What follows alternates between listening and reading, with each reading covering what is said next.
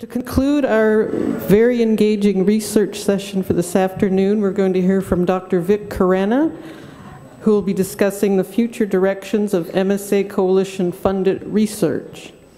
Dr. Vic Khurana is Chief of the Division of Movement Disorders at Brigham and Women's Hospital and Harvard Medical School.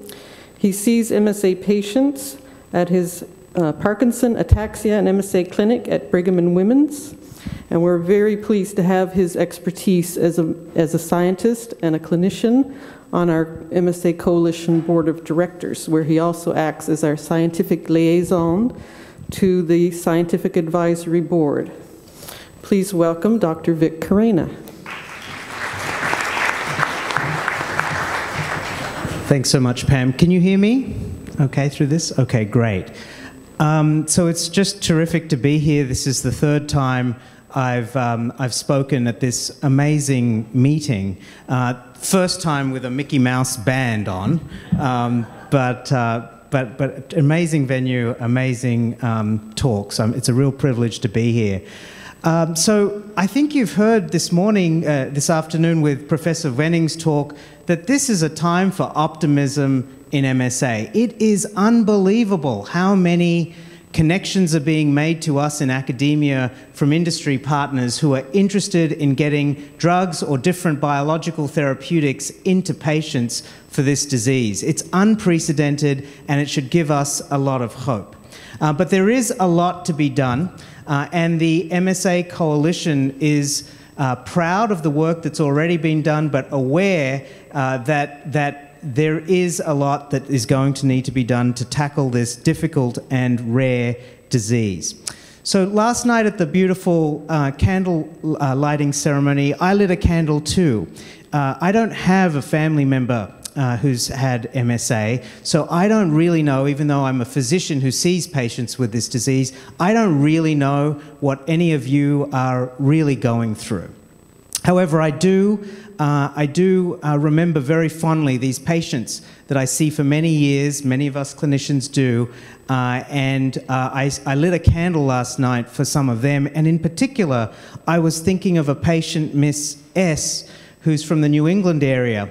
Now, a few weeks ago, she ended her fight with MSA, but thanks to the incredible generosity of her and her family, our association with her is now not just through memories, but through actively studying her in our laboratory. And I'm going to end this talk by coming back to her and saying that it's through the generous donation of her biospecimens and eventually her brain that we believe that we are on the cusp of making important discoveries about this disease.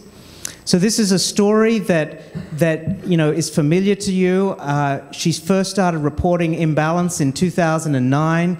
I saw her in 2013 at the Mass General Hospital, where at that point she had no diagnosis. And I know that resonates with many of you, that for years you can go without a diagnosis.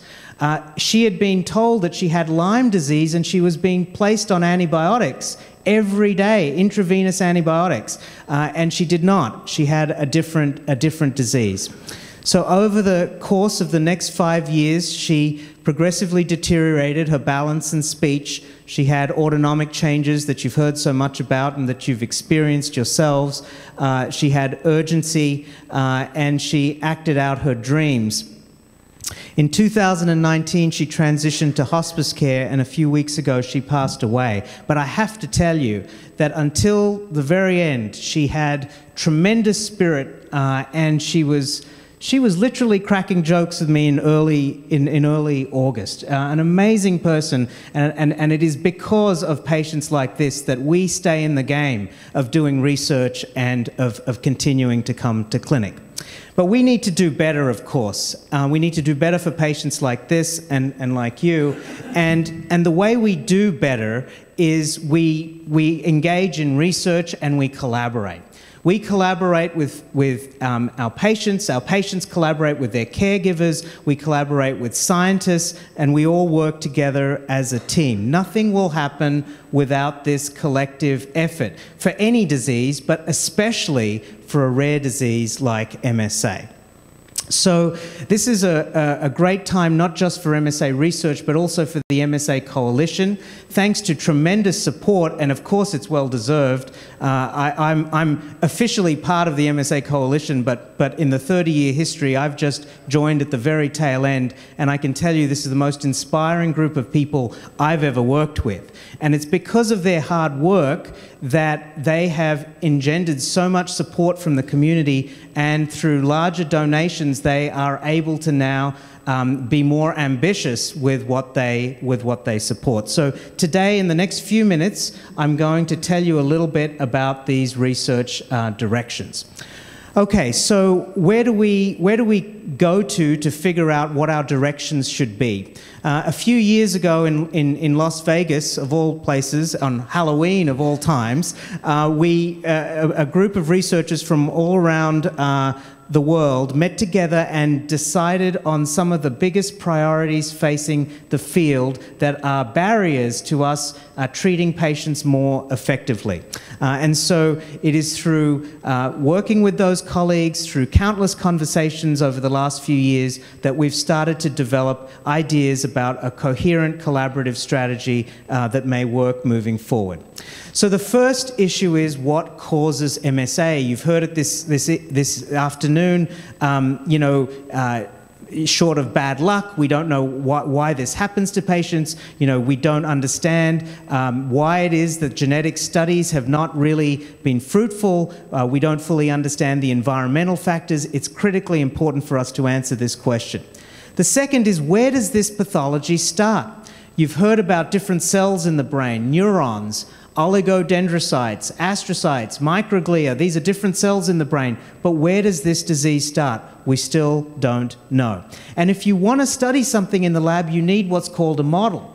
Now, none of the therapies coming at us right now would have been possible without the extraordinary models, such as in mice, that have been made by labs like the Stefanova lab and the Venning lab.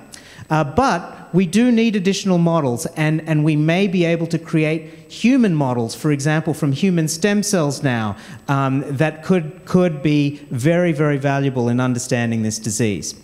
What drives progression and how do we measure it? You heard this in the talk before on the global MSA registry, that it's so important for us to track patients, to know who they are, to know what they go through, but to also have biospecimens so that we can diagnose this disease early, and if we engage in a clinical trial, we have something to follow. Otherwise, how would we know that the drug or the intervention is beneficial?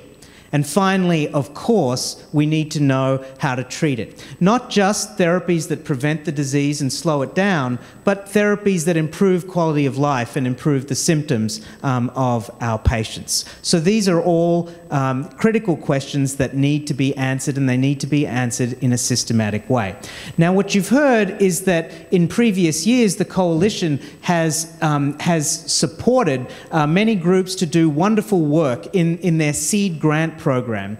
And that means that the Coalition has been able to understand that there are the global landscape of who is doing what in this field, and how can people come together in groups to now engage in larger projects. And so at this point, the Coalition is thinking of not saying no to those types of individual seed grants, but to also start to support collaborations between different groups so that they can work together, because for a rare disease, this collaboration is essential.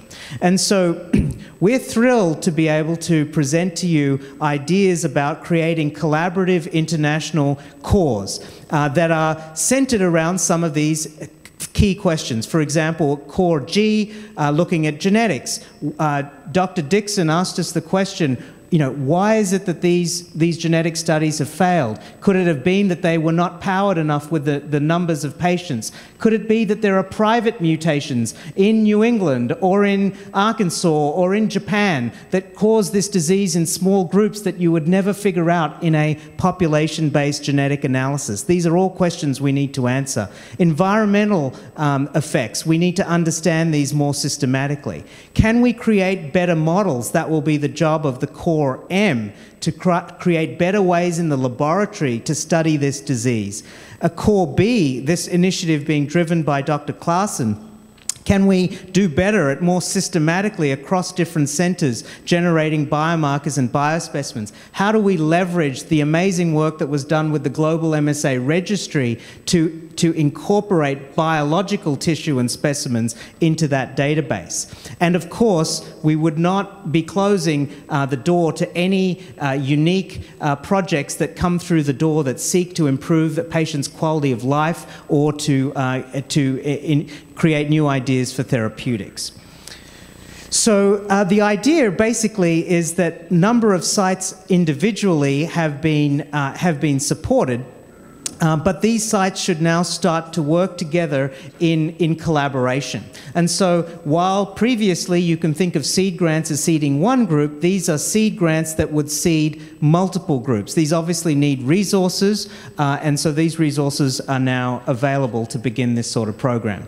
Now, what are the underlying tenets, what are the rules of this game? The first is that we need to use existing data. The MSA Coalition is still a small organization, and it's not going to tackle this disease alone. It also means that we should use what's already out there and more efficiently use data that's already been generated in different groups. So in other words, don't reinvent the wheel.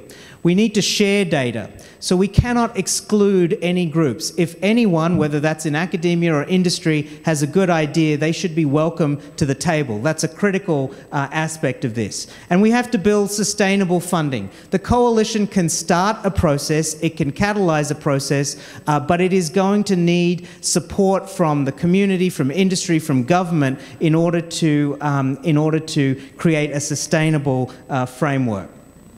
So what are the funding mechanisms here? Well, there are three basic mechanisms to fund this. There are coalition-initiated cores, and so initially these ideas come from the board of directors, but it's critical that an external group vets these ideas, and we have a very impressive board, a scientific advisory board, that objectively looks at all of this and decides whether or not the proposal makes sense. But then you need this to be inclusive, and so the second part of this is absolutely critical, and that is a core expansion grant. If someone around the world says, well, that sounds interesting, you're doing a genetics project, I'm doing a small genetics project, can I join? The answer is absolutely yes. So that is a critical part of expanding the cause. And the third, as I've mentioned before, is to continue the very successful seed project grant mechanism, because as Professor Wenning has showed this morning, it's been so successful so far that we would not want to stop that kind of progress and be too determined about what's going to work or not. We need original, bold, new ideas that we haven't thought of. So where are we at with these cores? So Core G, the Genomic and Computational Analysis Core, this has been coalition initiated, and it is aiming to begin in 2019. I'm delighted to say that this week the Scientific Advisory Board vetted this project thoroughly. We offered a detailed proposal and agreed to fund this core. And so we're hoping that in 2019 this begins. You've heard a number of times this morning about Dr. Sonia Schultz's great work at the NIH, supporting 1,000 genomes, the sequencing of 1,000 MSA patient genomes, which importantly is in addition to many thousands of genomes for Parkinson's disease and dementia with Lewy bodies, and this is going to be a tremendous, potentially game-changing resource for the field. The coalition wants to support that initiative.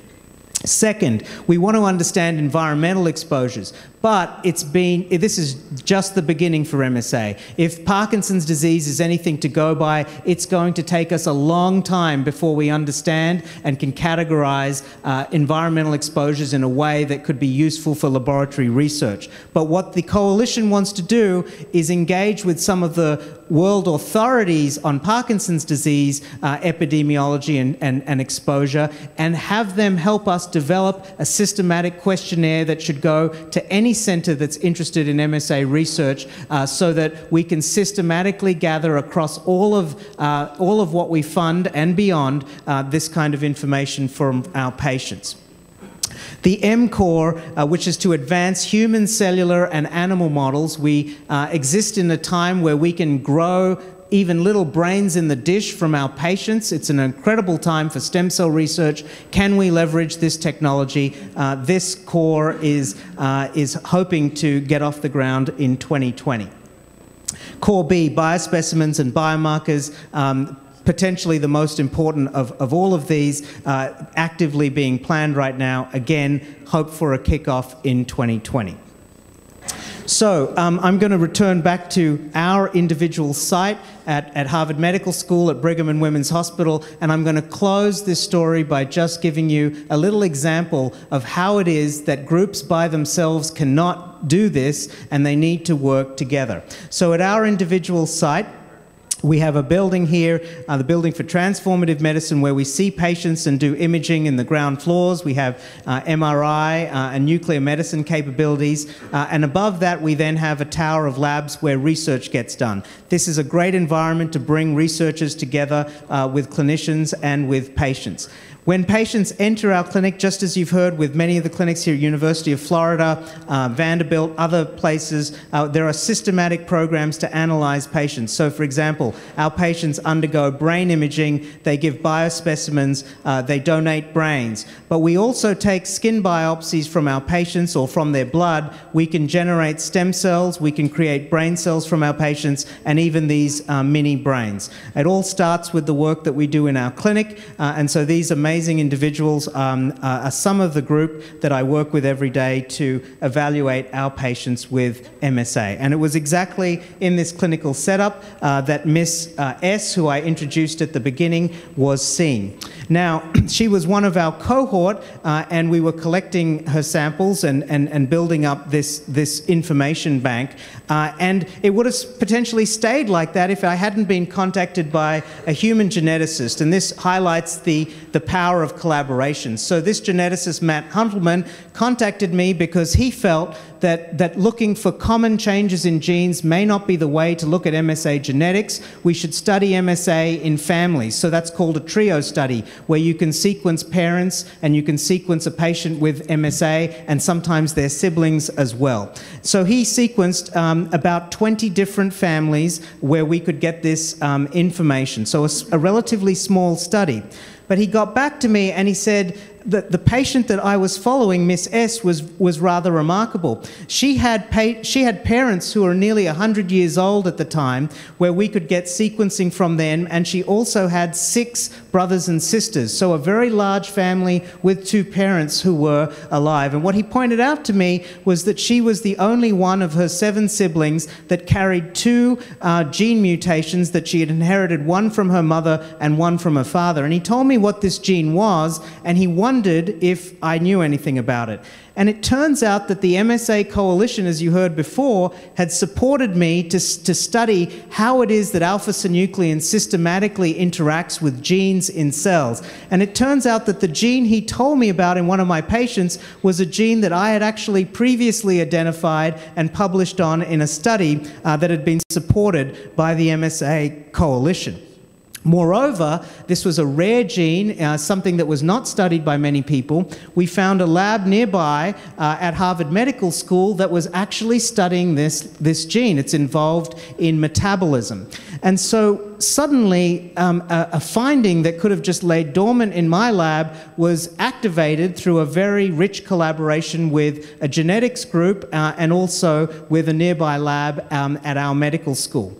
But of course, could this be only a change relevant to my patient? How relevant could this be to other patients with MSA? So one of the things we did was we reached out to Professor Shoji Tsuji at the University of Tokyo, who follows one of the largest cohorts of MSA anywhere in the world. As you heard from Dennis Dixon, they often have a cerebellar type MSA, which is exactly what my patient had. So we asked Professor Tsuji if he could interrogate the genetics that he has done with the 400 genes that we know interact with alpha-synuclein, the protein that you've all heard about. And it turns out the number one hit on the list of his 600 patients was the same gene. So of the 400 genes that we studied that were picked up independently by Dr. Huntelman, he picked this out as the number one gene in his cohort as well. And I don't think this happens by chance, so we think this is a very, very interesting finding that's worth pursuing. It's early days, but we think it's very exciting. This would not have happened without collaboration. It's exactly the kind of collaboration I think we're trying to support. So now this research goes straight back into my laboratory, which is exactly located in this corner here, and I work with a team of very talented students and postdoctoral fellows who are pictured here, and thanks to incredibly generous donation that made the Barbara Bloom Ranson Fund. Barbara Bloom Ranson was a patient with MSA. We were able to start to dig deeper into what this gene may be doing. And we began a program that's called the Match Brain to Stem Cell Program, in which patients who have either donated their spinal fluid or their brain, we make cultured brain cells from them in the laboratory so we can create new types of stem cell models for this disease. So in this summary diagram here, you can see that we can take a small skin biopsy from patients, we can turn them into stem cells, and we can generate brain cells and mini brain organoids from these patients. If a patient donates their spinal fluid or donates their brain if they've passed away, we can capture the toxic alpha-synuclein protein from that, and we can introduce them into brain cells that are engineered to show us the aggregation and accumulation of that protein. And so here you can see the process here, the skin biopsy or spinal fluid. This is an example of the brain pathology that we see that you saw from Dr. Dixon's work. This is showing the glial inclusions of alpha-synuclein. Here are skin cells that are turning slowly into embryonic stem cells, rather remarkable technology, and we can turn them into stem cell colonies, and from those we can generate brain cells from our patients. So you can see these are brain cells that we're growing from a patient. You can see these green dots here. We've engineered the brain cells so that they can show us the aggregation of the alpha-synuclein protein. In collaboration with Nikon in Japan, we are developing techniques so that we can track each of these individual brain cells in the dish, and we can watch the formation and dissolution of these aggregates and learn a lot more about the biology of the different forms of alpha-synuclein that cause this disease. And we've engineered these so that we can fairly quickly turn these flat neurons into three-dimensional brain organoids. And so you can see here, this is a three-dimensional structure that we've made from a patient. It looks very much like a mini brain, and we can inject alpha-synuclein into it, and we can watch the spread of alpha-synuclein in three-dimensional space. So this is a remarkable time where we can study someone's genes in their own cells even when they're living, because we can make brain cells and these mini brain organoids from our patients. And so I really hope that these kinds of technologies bring you hope. They bring me hope as a physician scientist, and I hope together we can do something. This story obviously has to be continued. We need a lot more to get to the bottom of this, and we're hoping that with your support we can do so. So just finally, I want to thank the incredible people that are colleagues with me on the Coalition Research Committee. A special shout out to Pam Bauer, who's just a unique individual without whose tireless efforts none of this research would be possible. So thank you, Pam. And none of this is also possible without having a stellar scientific advisory board who you can see here. And of course, last but first and foremost, I want to thank you, the patients and caregivers, because without your help, none of this would happen. So thank you very much.